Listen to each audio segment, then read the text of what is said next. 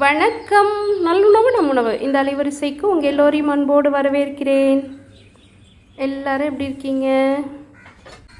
சின்ன சின்ன மனசில் பட்ட விஷயங்களை இன்றைக்கி நான் உங்கள் கூட பேசலான்னு இருக்கேன்.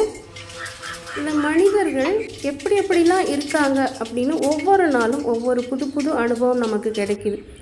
நம்ம சுற்றி நடக்கிறது எல்லாமே நமக்கு விந்தையாகவும் வியப்பாகவும் இருக்கும். இந்த உலகத்தை இது வரைக்கும் நம்ம பார்த்ததே இல்லையா, இது மாதிரி மனிதர்களை நம்ம இப்போ புதுசாக சந்திக்கிறோமா அப்படின்னு நினைக்க தோணுது. காரணம், நம்ம எவ்வளோ அன்பு காட்டினாலும், நான் குறிப்பிட்டு உறவுக்குள்ளாரே சொல்கிறேன், எவ்வளவு அன்பு காட்டினாலும் அந்த அன்பு அவர்களுக்கு தெரியறதில்லை.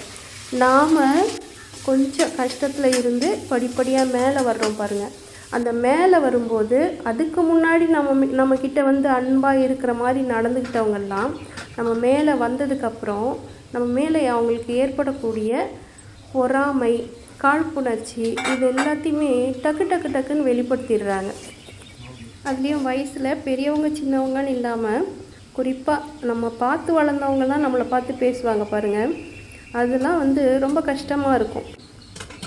நம்ம தொடர்ந்து காயப்படுத்துகிறோமே அவங்கள அப்படின்னு அவங்க யோசிக்கிறதே இல்லை.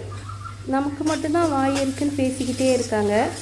நமக்கும் சொல்கிறதுக்கு நிறைய விஷயங்கள் இருக்குது, குறைபடுறதுக்கு நிறைய காரியங்கள் இருக்குது. அப்படிங்கிறத நம்ம வெளியில் தெரியப்படுத்தும் போது அவங்க கொடுக்குற அந்த எதிர்வினை இருக்குது பாருங்கள், அது உறவுகளை ரொம்பவுமே பாதிக்குது.